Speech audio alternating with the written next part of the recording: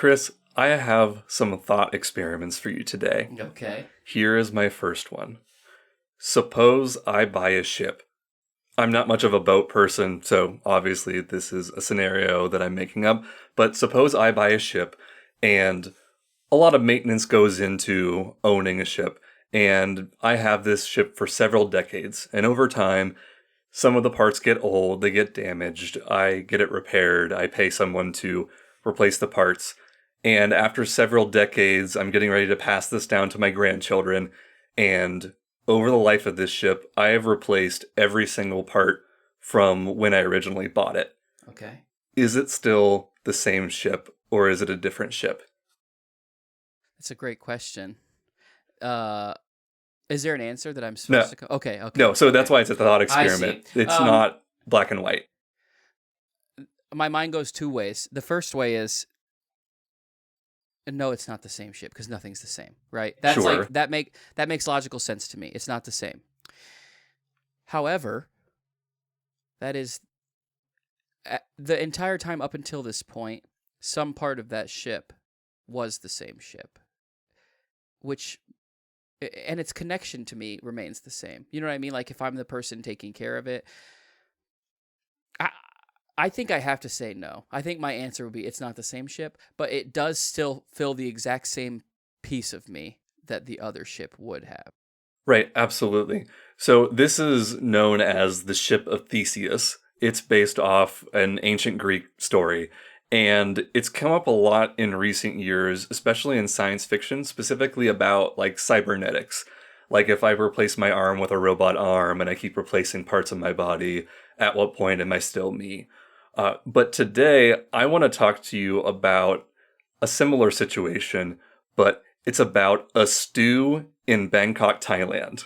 Stew. Yes, I'm talking about a perpetual stew. I would preface this by saying I've heard of this, but I don't know what it is. Yes, so there is a restaurant in Bangkok, and it's been in the family for about 50 years, or at least this stew has been going for 50 years. Wow. Same recipe. Every day they're making the stew, and at the end of the night, they put the leftovers in the fridge. The next morning, they take the leftovers out. They put it back in this giant pot they cook it in, put new ingredients in, serve it up, and they've repeated this every day for 50 years. So, my question to you is it still the same stew?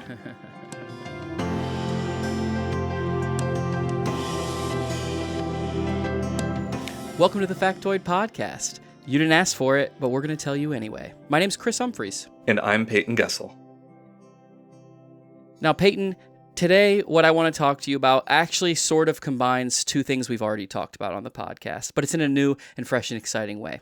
We're going to be talking about birds, kind of like we did with Crowbox, but also data transfer, kind of like we did with the underground internet tubes. Great. We're going to answer a question that has been answered before, I just found out, and they just revisited again, which I also just found out. Can a pigeon transfer data faster than the internet?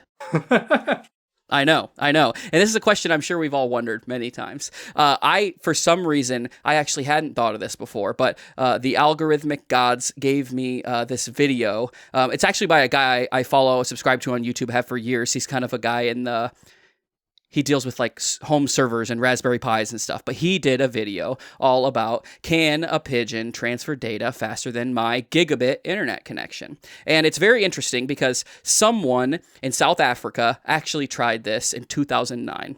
These people in an IT company in 2009 tried it. They wanted to see if a pigeon would be faster than an ADSL connection in 2009 in South Africa. What's interesting is things have changed a lot since 2009, right? So it definitely needs a revisit. One thing that hasn't changed, however, is pigeons. They're exactly the same, okay? And this is kind of an interesting topic. So let's start by talking about the pigeons, okay? First, they're called homing pigeons. They're known as carrier pigeons, but they're only called carrier pigeons because of what we use them for. They're actually called homing pigeons. And a homing pigeon is a specific breed of rock dove. And a specific breed of rock dove that basically has this superpower that means they can return home from anywhere. Like they have this instinct built in. We don't train them. We don't teach them. They just know how to get home. They understand, which is pretty crazy. Yeah. And going all the way back for many, many decades and generations and thousands of years, pigeons, homing pigeons, have been used for sport. It started out with like pigeon racing. And they would go back, they would take their pigeons. All these people would get pigeons. They would take them many, many miles away, 50, 100, 200 miles away, and they'd let them go. And then they'd have people waiting at the place where they're at home, and they would say who got there and how long it took them and what time they arrived. So then they could go back and extrapolate data, like how long did they go, what was their average cruising speed, and also who's the fastest pigeon, right? It's like a sport. Yeah. It's like, I understand why it's interesting. Here in Ohio, people care about animals a lot. And so I've been kind of getting into fair culture a little bit. We've been going to the fair and seeing all these people show animals. It's really interesting. So people care a lot about specific things that their animal do and how they look when they're doing it and all that. So I can understand how people would want like the pigeon that's the fastest, you know what I mean? But also they probably want the pigeon that's the fastest that like looks the fastest. You know what I mean? Yeah, I absolutely. understand. You're painting flames on the wings and That's things right. like that. That's right. He's not going to just be your average old everyday pigeon. He's going to look like a carrier Yeah, pigeon. not your daily driver. That's right. That's right. This guy gets special treatment. And so since this ability was discovered, which is also interesting to think about, how did they figure that out? Since it's been discovered, they've been used for sport, but not just for sport.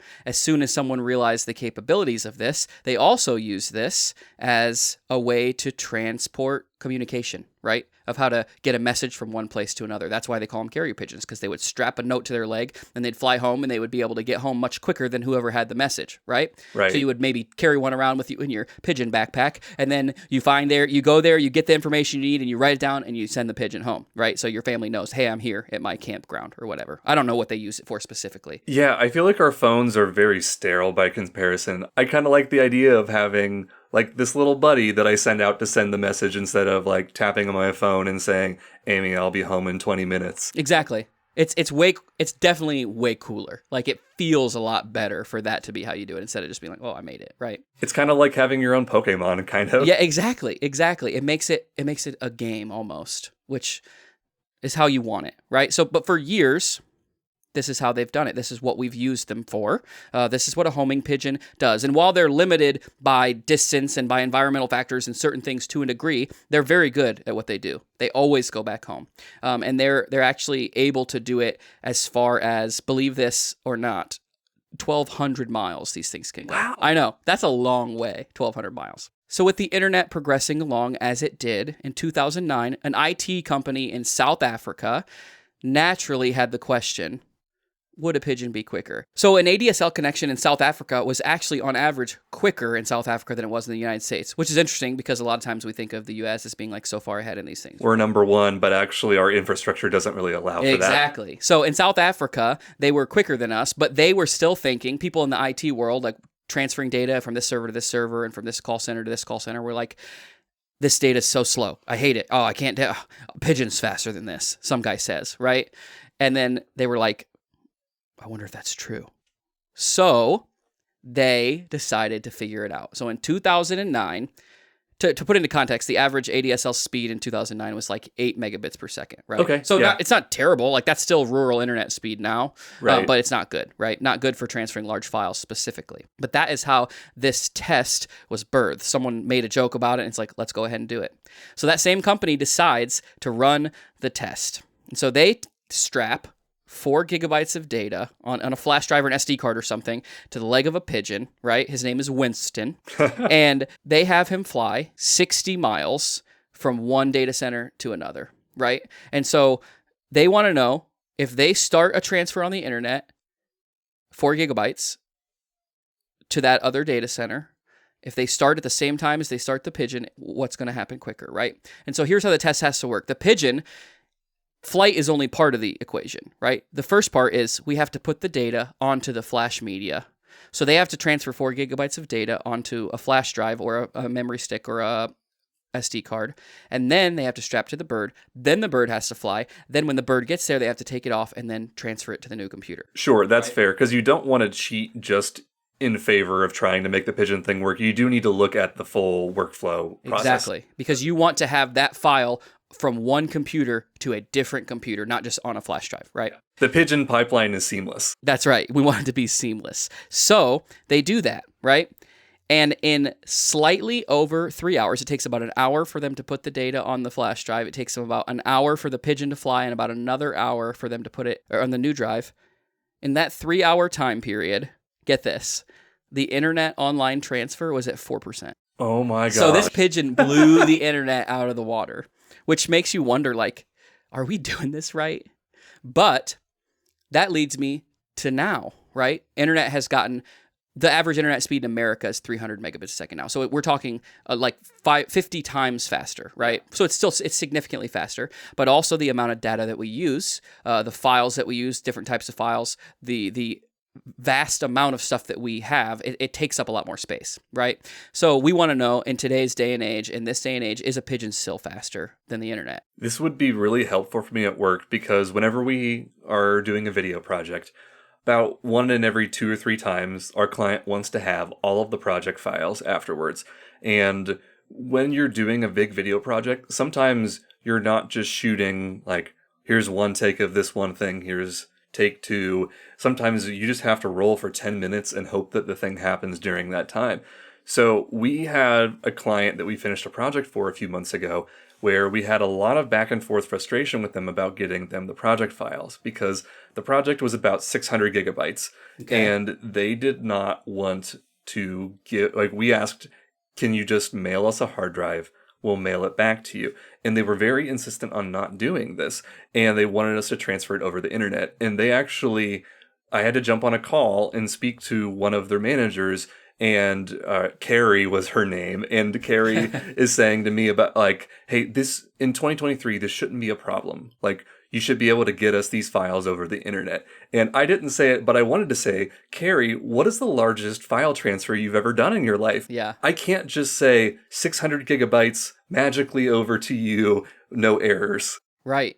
That's the thing. There's so many errors that can happen on the upload, so many errors that can happen when they're trying to download it. All this, plus all these cloud services, sometimes they compress things funny. It just is, It's a nightmare, honestly.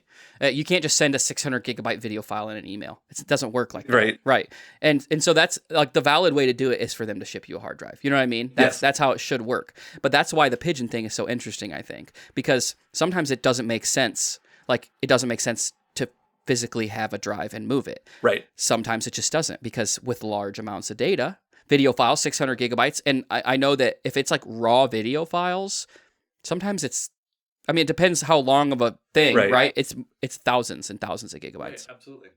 So this was answered by a guy I watch. I'll link the video. We'll have the video linked. His name's Jeff Greerling, and he decided to try this out. And so he did a lot of the video shows a lot of the technical aspect of what he did. Like, he was very particular in getting the speed of his transfer from his computer to his drives as quick as possible. So he bought really high-end like flash drives that were basically like a little tiny SSD inside of an enclosure. Like, they're very, very high-end and very expensive, and they're super lightweight and small, so he could take the casing off and they could fit on the Pigeon. But he also did a lot of work on like the computer end of how to get the file to transfer as quick as possible from the computer to the drive, right? So that we could get that variable out so it could be as quick as possible. Right. How many times can I say as quick as possible? But basically, long story short, he finds some pigeons, some carrier pigeons, some homing pigeons, and he finds the drives he wants. He has the test he wants, and so he does it. He does a test. Except this time, he has a gigabit internet connection, which in theory is 1,000 upload and download, right? Yeah. So we're talking 200 times faster than the Africa speed, right? And he wants to know, well, how does this work? What's this do? And of course, there's probably math you can do to figure this out without trying it.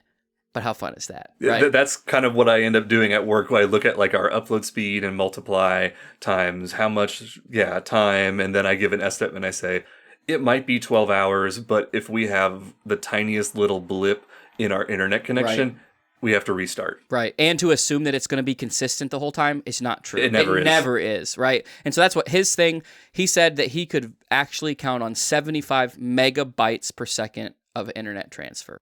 So he does it. He does this. He straps three of these onto it, and he does the trip. But there's also a second tier, right? And he realizes that pigeons do have a limitation on their distance. So he decides, well, what if I dress up like a pigeon and ride a plane 5,000 miles and try it for myself too? I'm just curious. He's just curious to know if this works too, right? So, there's nothing else he could be doing during that time. No. First one is actual unassisted normal pigeon. Second one is jet assisted pigeon, and then the third one is the internet, right? So we're gonna see which one works. And he ends up with a graph that shows us the proof in the pudding that pigeons are still faster, even than gigabit internet, even today, right? But it's over certain circumstances and under certain requirements, right? Taking into account the data transfer on both ends, the travel time and all of that, the homing pigeon, unassisted, would win a race of about 500 miles. You could transfer 3 terabytes of data, go 500 miles, transfer 3 terabytes of data faster than you can do it on the internet, even over a gigabit, right? I'm currently looking at the distance from that client. All right, 400 miles. So we could pigeon it, is what you're saying. Yes. Next time you're on a call with her, you should suggest there is a third option. So over 500 miles, unassisted normal pigeon wins every time. Which is wild, right? Yeah. Second thing, jet assisted pigeon, which again, whatever, right? That wins in a distance of up to 5,000 miles, right? So if you're taking a jet, if you're flying up to 5,000 miles, you can move physical media quicker than you can do it over the internet. Mm-hmm. But anything past that, and it makes more sense to do it on the internet. Right. Again, is it a question I ever thought to ask? No. Is it a way I ever thought you could actually use a pigeon? No. I definitely didn't. But it made me realize maybe I should start carrying physical drives with my data from my house to my job.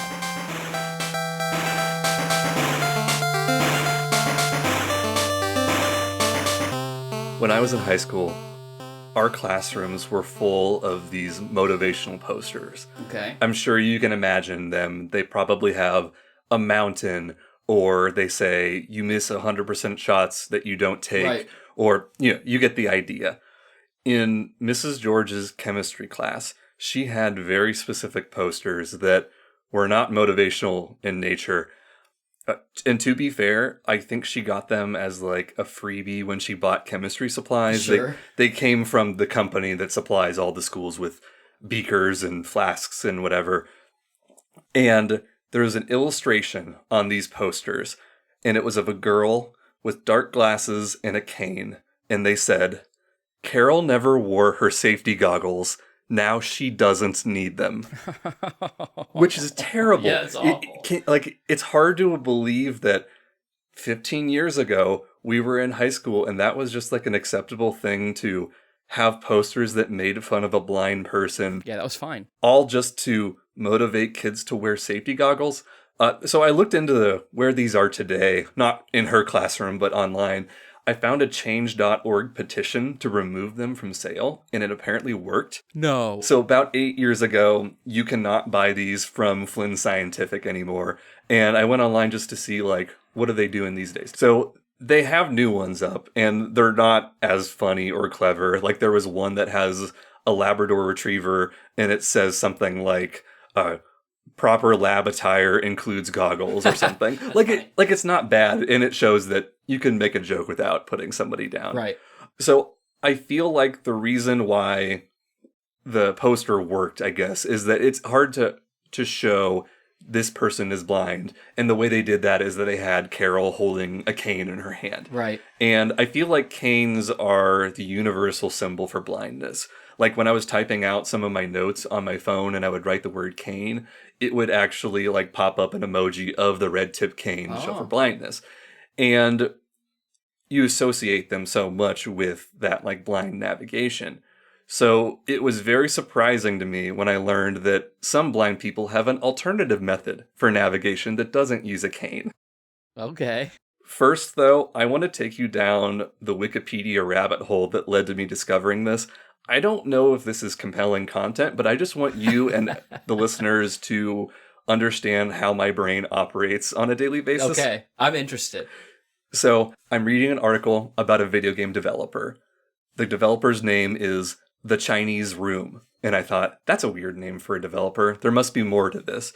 So, I looked up what The Chinese Room actually stands for, and it's another thought experiment. Okay. And it doesn't really matter. It's about AI sentience, something along those lines.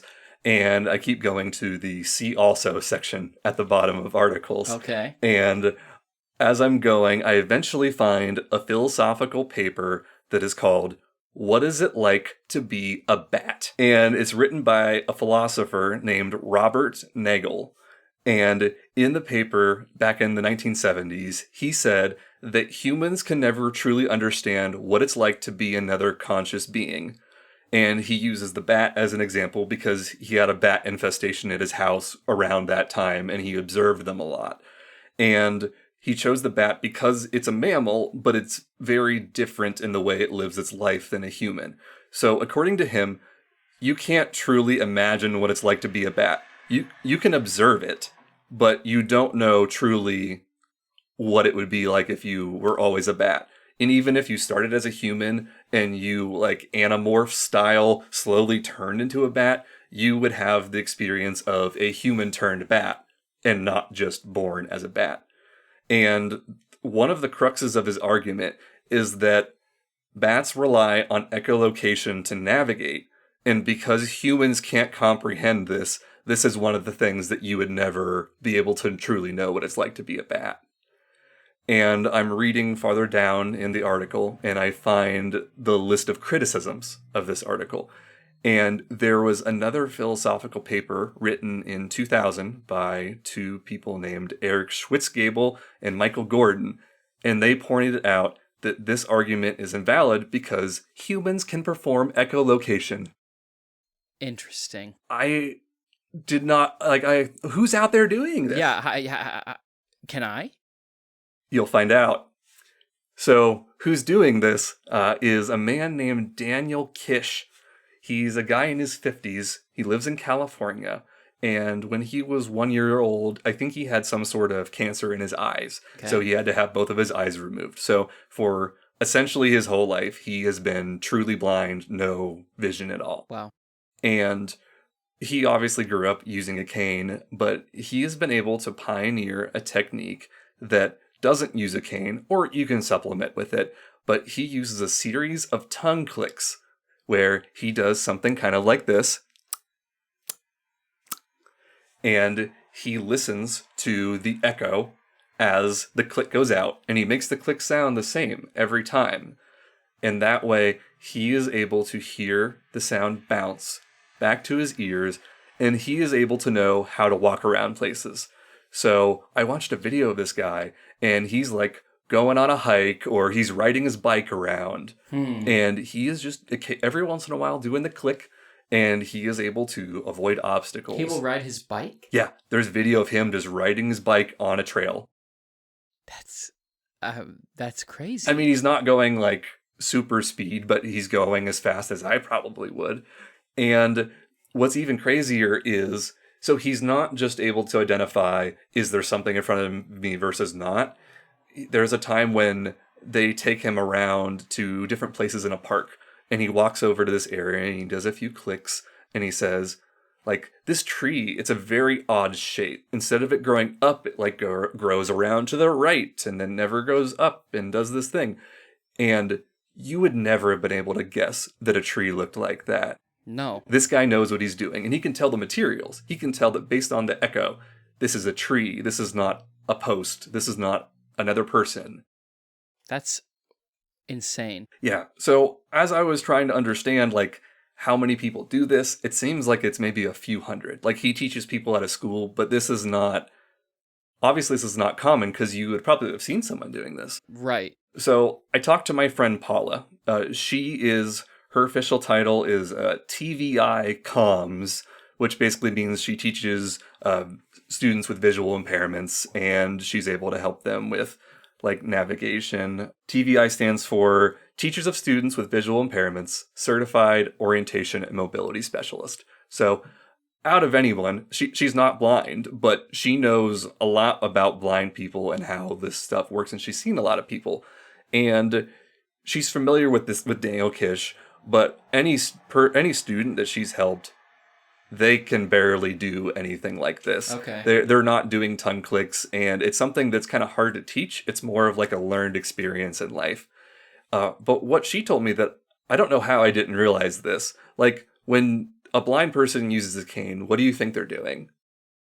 My assumption was that they were trying to feel things around. Yes, like it was just a long finger. Right, like, like, oh, 5 feet in front of me, there's something I can't walk into. Yes, so it's that, and they're tapping it. They're using, so not just the tongue click echolocation, but all blind people are using echolocation too when they're doing the tap. That makes sense because I can now recall, like, walking down a road that is a straight road, that it'll, like, tap, tap, tap, tap.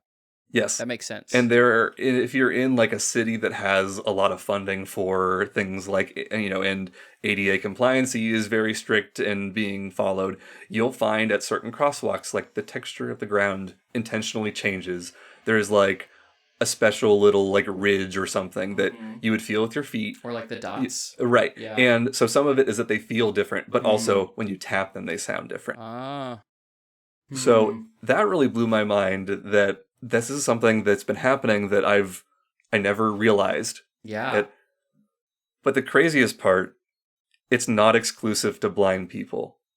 Everyone uses echolocation. We just don't know we're doing it. So in that same study from 2000, they had a lot of tests about like obstacle avoidance. And they had blind people, and they had people who weren't blind. The correct term is they're sighted. So there were sighted people and blind people, and they would blindfold the sighted people. And they would they would teach them how to use echolocation, and they would hold certain objects in front of them that, like, this is a square-shaped board, this is a circle-shaped board, this one's made of a different material. And after enough training, you could train a blind person how to do this. They often already knew how to be able to tell. And you could train someone who is sighted how to tell, like, how close an object was. They could teach them how to walk towards a wall and get as close as possible to it without touching it. And one of the things that I thought was interesting about the blind people in this study is that they weren't doing tongue clicks, they weren't tapping a cane. And the blind people didn't think they were performing echolocation. Almost all the ones that were doing this test said, I have some sort of sensitivity to pressure on my face, and that is how I'm able to tell where I am. I'm not using my ears. So then they would do tests where they would like put headphones on them or like blast the room with noise and make them walk around, and they'd just walk into stuff and hit it. And they would have to tell them, like, it is your ears. You are listening to the echo of these things. And it took that to convince them that they were doing echolocation, which I thought was crazy. It's wild. Whether you're blind or you're sighted, we often forget how important hearing can be to the conscious experience. So vision plays a big role in navigation, obviously. I'm not going to say that's not true. And so does our sense of touch. Like, when we're walking, we can tell tiny differences in the ground, and we see them with our eyes.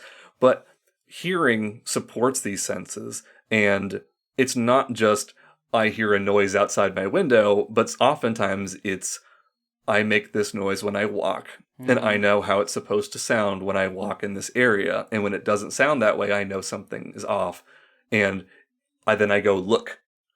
You hear the thing first, and then you're looking.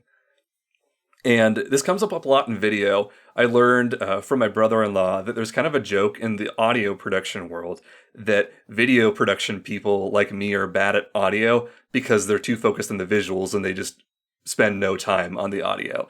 And what's funny is that when the audio in a video doesn't sound like you expect, it often is more distracting than if your video footage wasn't as good. So we don't notice it normally until it is wrong, and then it stands out to us a lot. So there was like an example I thought about today. I was thinking about baseball. Do you know what a warning track is? No. So if you're an outfielder at like a fancy field, they have grass in the outfield, and then there's a little section right near the fence that's dirt. And the goal is that if you're an outfielder chasing down a ball near the fence, you're looking up at the ball, not where you're running, and you're going to run into that fence and you're going to get yourself a concussion. So they put a different texture on the ground, partially that you'll feel it, but you'll hear the difference between you running on the dirt versus the grass, and it tells you. You're using echolocation to know where you are in space. So I wanted to close with the conclusion of the Schwitzgebel and Gordon's paper about human echolocation. Even though we echolocate, Nagel may still be right that we cannot know what it is like to be a bat. We hardly know what it's like to be ourselves.